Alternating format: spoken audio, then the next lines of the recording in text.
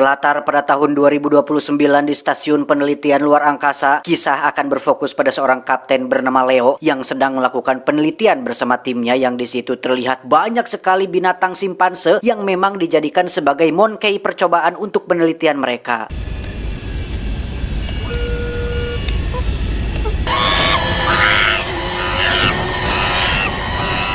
Saat itulah kapal mengalami sedikit padam listrik akibat adanya badai elektromagnetik, di mana pimpinan kapal menyuruh Leo untuk persiapkan satu kera peliharaannya yang bernama Pericles. Ini parasnya untuk dijadikan tumbal demi bisa mengetahui apakah badai tersebut aman atau tidak. Just follow your sequence and come home. Understand? Home. Stand by. Alpha pod launch in 30 seconds. Chart his course to the eye of the storm.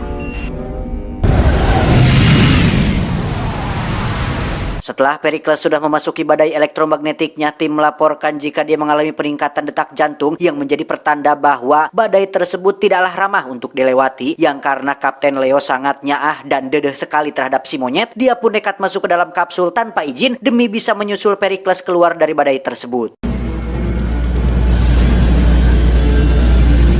Sir, Delta Pod has launched. Never send a monkey to do a man's job. Hold on, I got a visual on Alpha Pod, over. Alih-alih menyelamatkan Pericles, Kapten Leo justru malah terjebak masuk ke dalam badainya dan sempat terombang-ambing di luar angkasa, hingga akhirnya kapsul kecil tersebut pun mendarat di sebuah planet yang entah di mana tata surya insomnianya.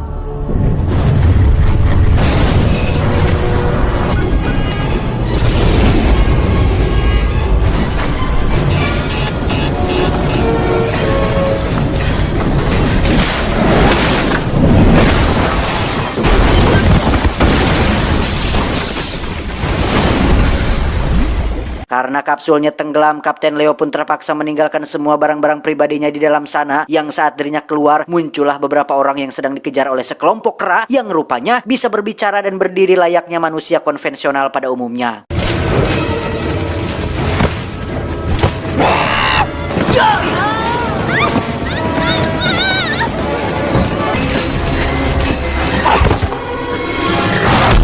Lazimnya kita ras manusia berada di puncak evolusi, sedangkan kaum kera, simpanse, beruk, monyet, lutung, dan sun gokong adalah peliharaan yang dikurung di dalam kandang, bahkan seringkali dijadikan alat penghasil uang dengan dijadikan talent dalam sebuah acara topeng monyet.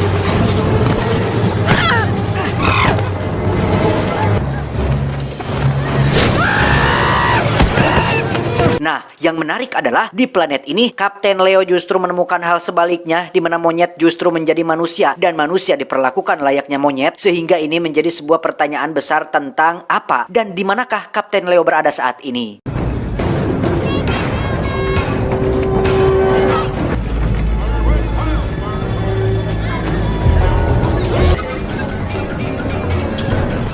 Hey, where am I? Saat barudak letik monyet melempari Kapten Leo dan kawan-kawan dengan batu, saat itulah muncul seorang monyet betina yang baik hati bernama Ari, tidak pakai untung. Ini wajah cantiknya yang merupakan satu dari sekian banyak monyet yang masih memiliki hati nurani dan jiwa kemonyetan yang tinggi. You could throw stones at humans. My father. Did he? Oh, he's wrong. You're my lover. Kapten Leo dan kawan-kawan pun dikurung dalam kandang bersama dengan para manusia lain, di mana ras manusia di planet ini benar-benar dianggap dan diperlakukan seperti binatang. Contohnya ketika ada seorang gadis monyet ingin membeli bocil perempuan sebagai hewan peliharaannya. Excellent. Oh, the little ones make wonderful pets. That one. Oh, isn't she pretty? I'll get that for you.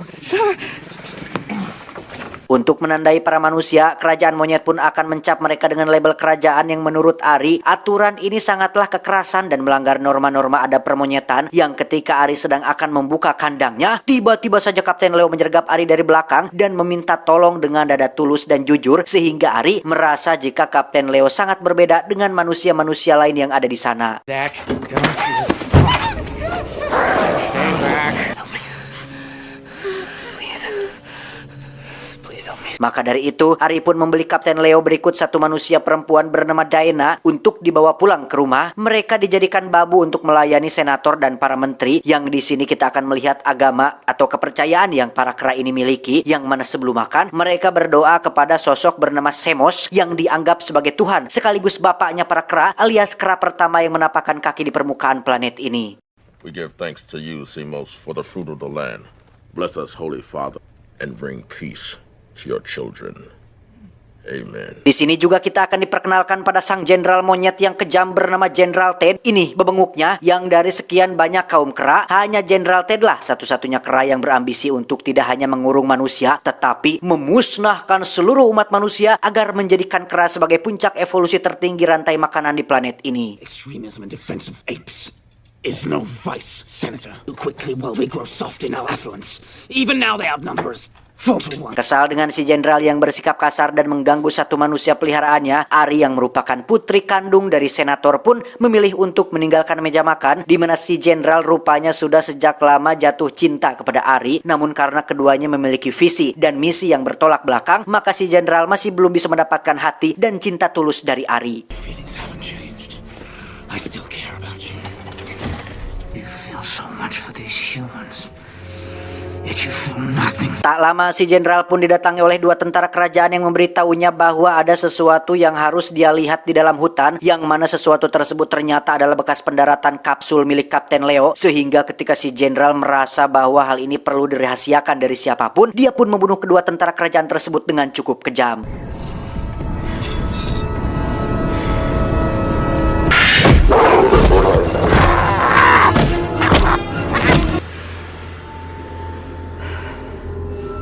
Kembali ke kerajaan, kita akan melihat Leo sedang menggunakan otak cerdas manusianya untuk membuka kandang kayu, di mana Leo bermaksud untuk kabur dari kerajaan ini dengan menyelamatkan beberapa manusia yang perlu diselamatkan, seperti Diana, ayahnya, dua babu kerajaan, dan terakhir si bocil yang berada di rumah anak gadis kera. We'll go together.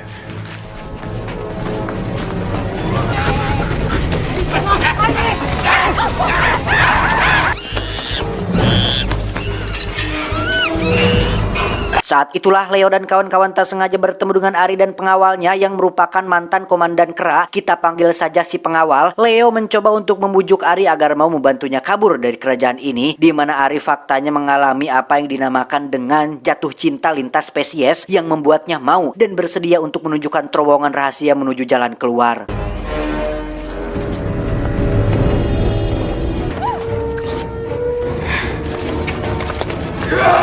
Karena pasukan kerajaan mengejar, ayah Diana pun memilih untuk mengorbankan diri demi keselamatan putri dan kawan-kawannya, di mana kita akan kembali diperlihatkan dengan betapa kejam dan sadisnya si jenderal ketika dia membunuh ayah Diana tanpa belas kasihan sama sekali. Final kill them all. Except for the troublemaker. Tiba di hutan belantara yang menjadi lokasi pendaratan daruratnya, Leo pun langsung menyelam ke dalam air untuk mengambil beberapa benda berharga yang masih tersimpan, di mana Ari sendiri terlihat ketakutan melihat aksi Leo tersebut karena ternyata spesies kera di planet ini memiliki satu kelemahan, yaitu takut air.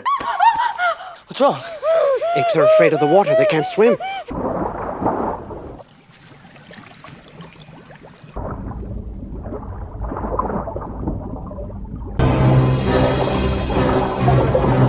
Selain berhasil mengambil sukro dan permen yosan, Leo pun berhasil mendapatkan sepucuk pistol dan sebuah alat penerima sinyal yang tak disangka alat tersebut menunjukkan jika pesawat pimpinan stasiun luar angkasa alias pesawat utama sudah berada di planet ini dan sepertinya bermaksud untuk menyusul dan membawa Kapten Leo pulang bersama mereka.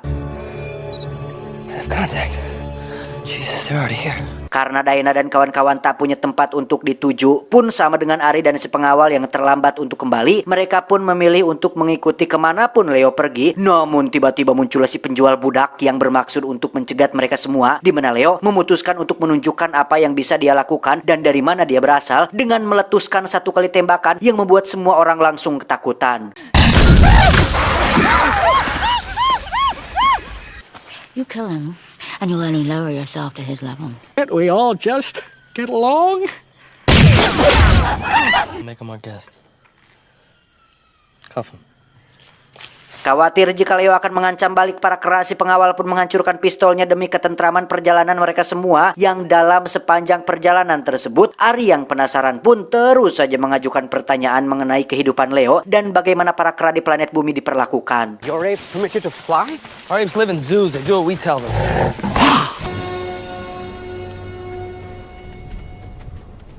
Zoos where you find our last few apes. What happened to them? They're locked up in cages for amusement, or they used for scientific experiments. They're pretty smart. The smarter we get, the more dangerous our world becomes. Apes in cages, right. Beralih ke si jenderal yang baru saja mendapat izin dari senator untuk melakukan pembantaian terhadap spesies manusia sekaligus membawa pulang kembali Ari putrinya, yang mana sebelum berangkat si jenderal dipanggil oleh ayahnya yang sedang sakit, di mana ayah si jenderal ini termasuk tokoh adat atau tetua yang merupakan garis keturunan langsung dari Semos yang masih hidup sampai saat ini. Tell me about this human who troubles you. You believe he is not born of this world. Sama seperti putranya, si ayah adalah sosok kera yang sangat membenci sekali umat manusia. Bukan tanpa alasan, dia tahu betul dengan sejarah kekejaman yang dilakukan oleh umat manusia yang menurut pendapatnya tak ada lagi spesies paling merusak, paling jahat, paling serakah rakus selain manusia, yang hal itu dibuktikan dengan benda yang sudah ratusan tahun tersimpan di dalam gentong yang ternyata berisi sepucuk pistol yang dianggap sebagai puncak dari penemuan paling jahat yang pernah dibuat oleh manusia. We're the masters. Impossible.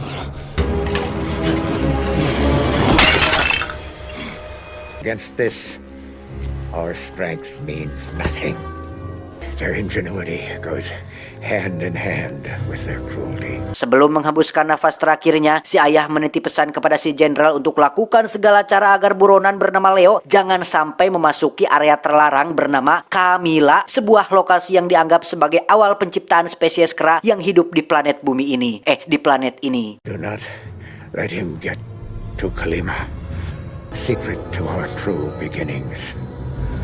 Kembali ke Leo dan kawan-kawan yang sudah semakin dekat dengan kapal pusat yang kebetulan satu arah dengan Kamila alias lokasi terlarang, di mana mereka menemui jalan buntu ketika pasukan kerajaan sudah lebih dulu tiba di sana, yang mana kita akan diperkenalkan pada seorang komandan pasukan bernama Atar. Kita panggil saja si komandan yang ditugaskan untuk mencegat Leo dan kawan-kawan melewati camp yang mereka dirikan. Man, I will personally make sure this camp is prepared.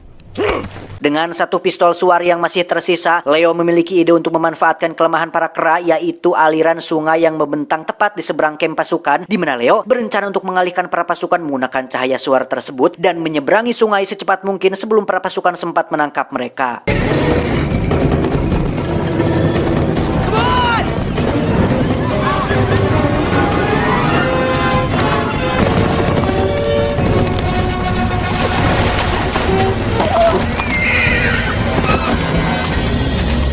Dan ya, karena tak ingin meninggalkan Ari dan si pengawal begitu saja, dia dan kawan-kawan manusianya pun rela menggendong mereka berdua melewati aliran sungai, di mana si komandan nampak sangat marah sekali dengan hal ini, terlebih lagi setelah melihat si pengawal bersekongkol dengan manusia, karena ternyata mereka berdua merupakan musuh bebuyutan yang sudah lama saling bersaing. Soldiers will head downstream until they find a crossing. We should move quickly. General. Well, he was. Till he opposed Thade. He was a great soldier. Attar was his best pupil. And now they're enemies. Mendengar kegagalan si komandan jenderal pun sangat marah hingga mengerahkan seluruh legiunnya atau pasukan kerajaannya tanpa seizin senator untuk berangkat menuju Kamila demi hanya bisa menangkap Leo yang dianggap sebagai sosok berbahaya yang berpotensi bisa menghancurkan kelangsungan hidup spesies kera.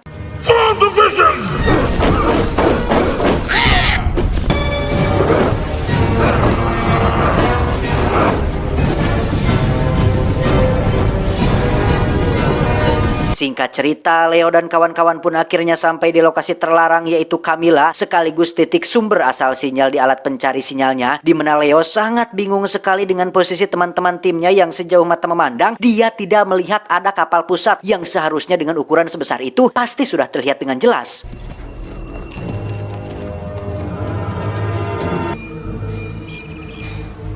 You're not here.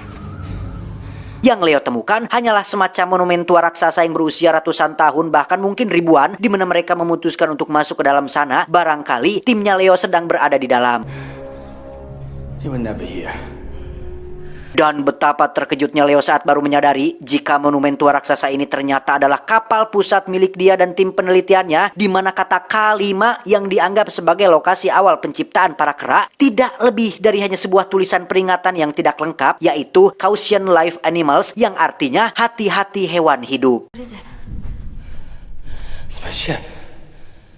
Leo pun membuka pintu kaca ruangan kokpit yang masih aktif, berharap ada petunjuk atau sedikit informasi tentang apa yang sebenarnya sudah terjadi. Yang karena kapal ini ditenagai oleh nuklir yang bisa bertahan lama, Leo pun berhasil mendapatkan sedikit data tentang kondisi sesaat sebelum mereka mendarat di planet ini. Can access the database. The ship keeps a visual log. It's a way for them to tell their own story. We were searching for a pilot lost in an electromagnetic storm. The apes we brought along have been very helpful. They were a lot stronger. Akhirnya terkuaklah sudah bahwa badai elektromagnetik tersebut membawa Leo menembus ruang dan waktu, pun sama dengan timnya yang mencoba menyusul Leo memasuki badai elektromagnetiknya. Namun alih-alih menyusul atau menyelamatkan Leo, mereka malah tiba di planet ini ratusan ribu tahun lebih dulu, yang akibat badai elektromagnetiknya, kera-kera yang ada di dalam kandang kapal mereka pun mengalami evolusi yang pesat, fisik dan kecerdasan mereka pun meningkat. Salah satunya adalah kera peliharaan pilot kapal bernama Semos yang melakukan pemberontakan, memaksa untuk mendarat darurat di planet ini, hingga menjadi kera pertama yang dianggap sebagai keturunan pertama yang bisa berbicara dan bergerak layaknya manusia.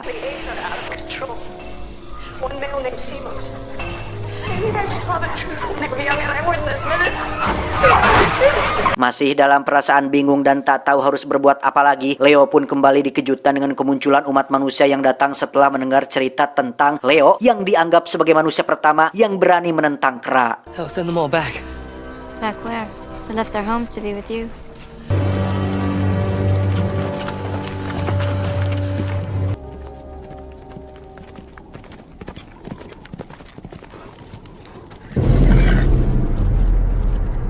Saat itulah muncul si Ujang yang membawa kabar jika Jenderal Ted sudah mengerahkan seluruh legionnya untuk membantai spesies manusia, di mana Ari mencoba untuk mencegah hal itu terjadi dengan mendatangi kamp pasukan kerajaan ditemani oleh pengawal pribadinya.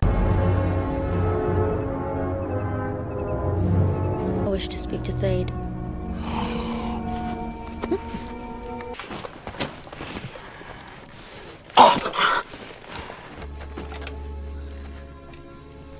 Why have you come here? Alih-alih mendapat pengertian dari Jenderal Ted, Ari justru malah harus mengalami nasib naas ketika telapak tangannya dicap sebagai kaum budak, yang hal tersebut membuat kebencian Ari terhadap si Jenderal semakin bertambah melebihi sebelum-sebelumnya. Now look what you've become.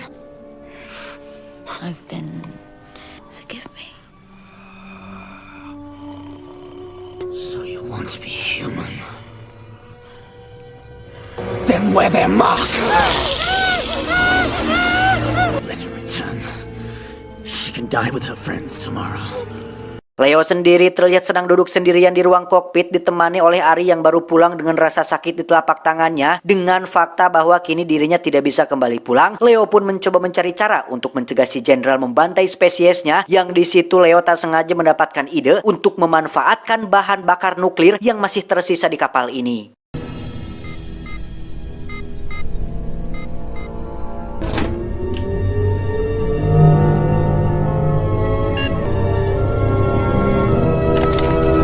Leo pun langsung mengumpulkan semua orang untuk membicarakan rencana melawan pasukan Jenderal Ted, di mana mereka semua disuruh untuk berada di belakang kapal, sedangkan untuk Deanna dan beberapa kawan akan berada di posisi paling depan untuk memancing pasukan si Jenderal maju. Barulah rencana rahasia Leo akan diluncurkan. It's been done before on my planet. It's the day you get to stand up to the apes. Let's go! Leo. Singkat cerita, esok pagi pun tiba. Deanna, si Ujang, dan beberapa orang sudah bersiap di posisi memancing para kera untuk maju, di mana Jenderal Ted langsung menurunkan pasukan gelombang pertamanya, yang ketika Deanna dan yang lain sudah bergerak mundur, si Ujang pun harus kokosehan akibat tertimpa kuda, sehingga Leo terpaksa maju sendirian untuk menyelamatkannya.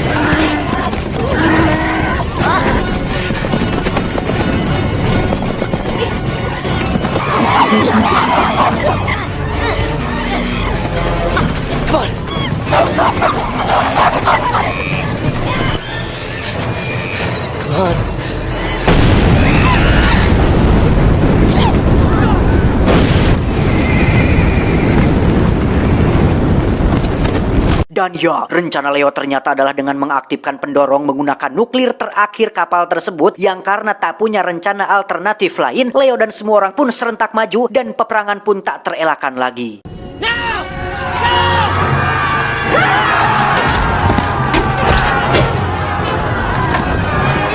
I'm tired of this human.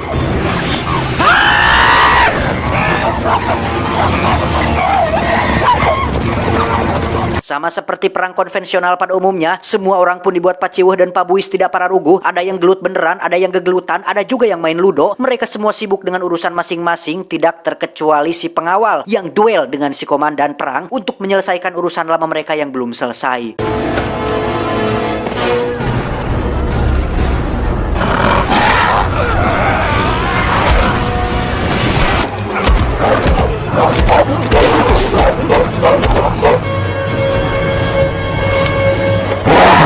Naas, si pengawal harus tewas di tangan si komandan, sementara Jenderal Ted sangat amat berambisi untuk mendapatkan Leo, sehingga dia hanya fokus untuk mengejar Leo kemanapun dia lari, yang ketika si Jenderal sudah berhasil mendapatkannya, tiba-tiba...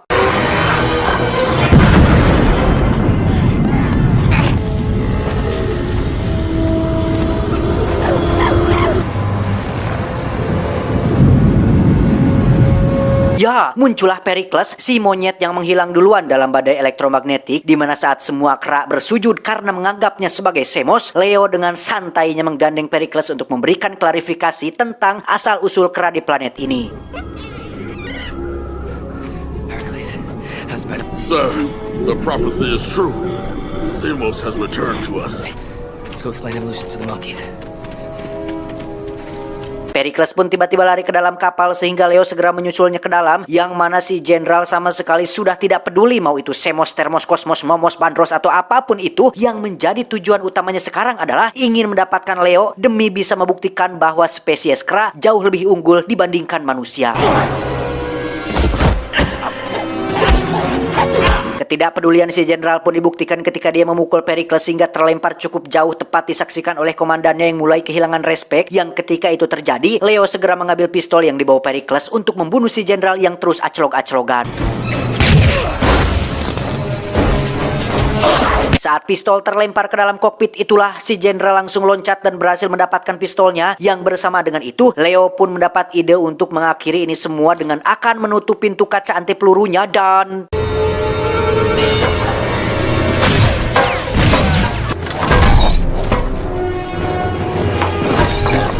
Pada momen ini, si Jenderal benar-benar sudah kehilangan respek dari semua orang. Dia berusaha membujuk komandannya untuk membantu, tapi langsung ngaleos begitu saja. Pun sama dengan Ari yang jelas masih dendam terhadap apa yang telah dilakukan terhadap telapak tangannya semalam. Everything I have believed is a lie.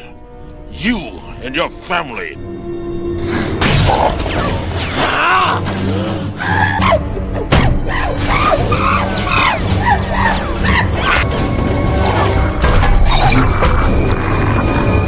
Pada akhirnya, si Jenderal harus sendirian terkurung sambil meratapi nasibnya di kolong meja, sementara Leo bergegas untuk bersiap pulang menggunakan kapsul kecil tersebut. Namun dia memilih untuk tidak membawa Pericles bersamanya karena merasa bahwa planet ini lebih cocok untuk dia bertahan hidup bersama dengan spesiesnya. It would mean a great deal to everyone if he would stay. I have to take a chance to get me back. Setelah berpamitan kepada semua orang, Leo pun langsung terbang menuju luar angkasa yang karena jarak badai elektromagnetiknya cukup dekat. Leo pun langsung masuk ke sana saat itu juga dan...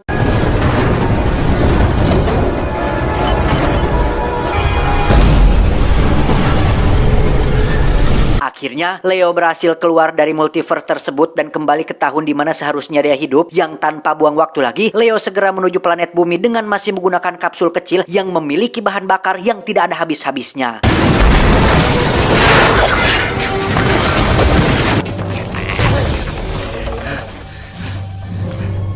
Setelah mendarat darurat tepat di Monumen Nasional Amerika Serikat, Leo langsung dikejutkan dengan sebuah fakta menarik tentang kepulangan dia ke planet bumi. Karena faktanya, Leo belumlah pulang ke tahun asalnya, melainkan hanya berpindah dari multiverse satu ke multiverse yang lain, dari dimensi satu ke dimensi yang lain, karena patung yang ada di depannya saat ini adalah patung Jenderal Ted yang dibuat untuk menghormati perjuangannya yang sudah membela hak-hak kemonyetan bagi seluruh bangsa monyet di dunia.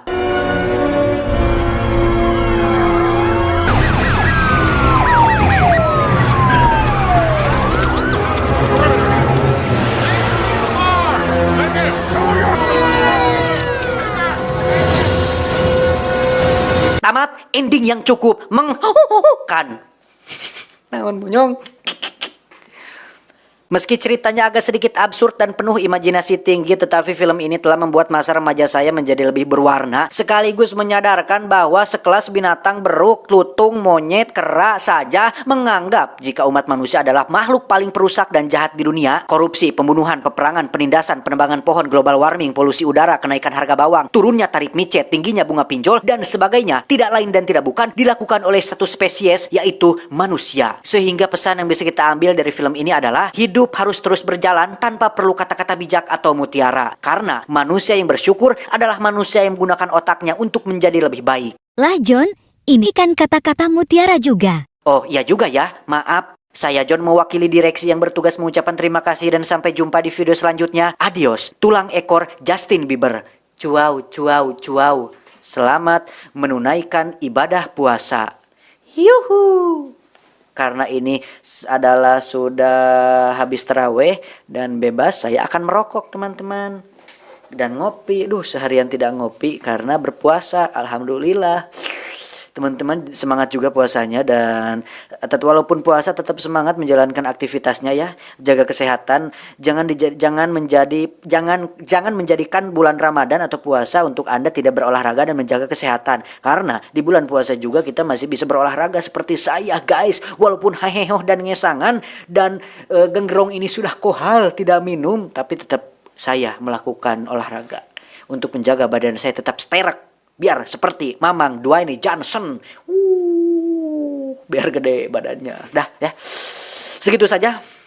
Aduh, pengen makan lagi. Tadi teh buka teh sama sepan naonnya sayur naon tadi teh Pokoknya saya bisa sambal, lalapan sama ayam goreng kampung. Mantap loh. Tapi sekarang lapar lagi mau makan lagi. Ini jam 9, jam 21.00 pas banget. Saya mau nyemil dulu sambil ngerokok dulu ya teman-teman, sehat ya, sehat-sehat semua, sukses selalu pokoknya buat kalian semua. I love you all, thank you and